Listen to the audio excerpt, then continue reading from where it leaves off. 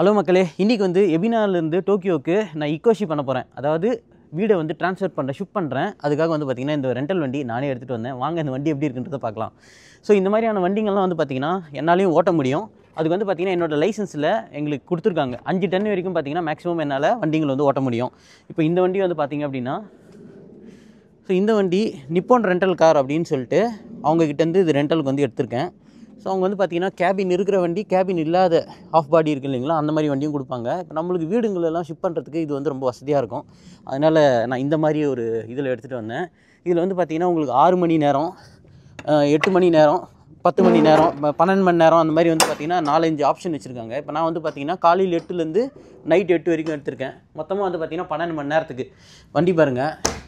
நல்லா சூப்பராக தான் வந்து இருக்கும், எந்த பிரச்சனையும் வந்து கிடையாது. வண்டி டீசலில் வர்ற வண்டி தான். ஒரு வண்டியில் நம்ம 3 பேர் வந்து உட்கார முடியுங்க. இதில் வந்து அடாஸ் அப்படின்னு சொல்லுவாங்க.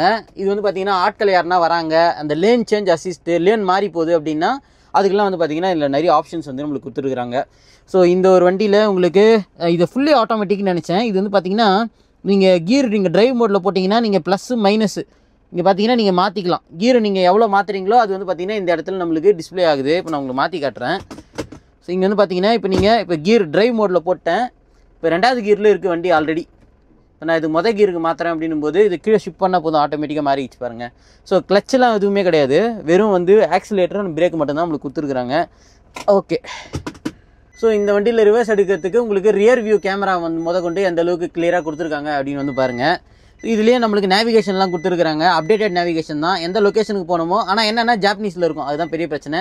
இப்போ இடிசிக்கு நம்மளுக்கு இங்கே டிவைஸ் கொடுத்துருக்காங்க. இந்த கார்டு போட்டு இப்போ நம்ம எக்ஸ்பிரஸ் ஹைவேல இதை பயன்படுத்திக்கலாம். இந்த வண்டி எவ்வளோ ஹைட் அப்படின்றதையும் கொடுத்துருக்காங்க பாருங்கள். நீங்கள் எதனா ஒரு அண்டர் கிரவுண்டு இதில் போகிறீங்க அப்படின்னும் போது, பிரிட்ஜில் போகும்போது அங்கே ஹைட் எவ்வளோன்னு எழுதியிருப்பாங்க.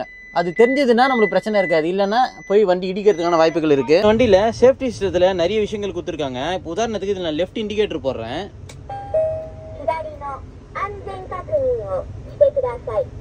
அதாவது லெஃப்ட் ஹேண்ட் சைடு நீங்கள் திரும்பும்போது அந்த பக்கம் சேஃப்டி என்ஷூர் பண்ணிட்டு திரும்புங்க அப்படின்ற விஷயங்கள் எல்லாம் வந்து பார்த்தீங்கன்னா ரிமைண்ட் பண்ணுது. அந்த மாதிரியான சிஸ்டம்லாம் கொடுத்துருக்காங்க. இதில் வெளியிலையுமே வந்து பார்த்தீங்கன்னா உங்களுக்கு சவுண்டு கேட்கும், வண்டி வெளியில் திரும்புது அப்படின்னு சொல்லிட்டு நடந்து போகிறவங்களுக்குமே உங்களுக்கு அலர்ட் கொடுக்கும். எனக்கு இந்த வண்டியில் ஒரு பெரிய பிரச்சனை என்னென்னா, நம்ம வண்டியோட பாடி இப்படி இருக்குது இல்லைங்களா, பாடியிலேருந்து இந்த கண்ணாடி வந்து பாருங்கள் கொஞ்சம் வெளியில் ஆஃப்செட் ஆகிருக்கு. அதே மாதிரி அந்த பக்கமும் ஆஃப்செட் ஆகிருக்கு.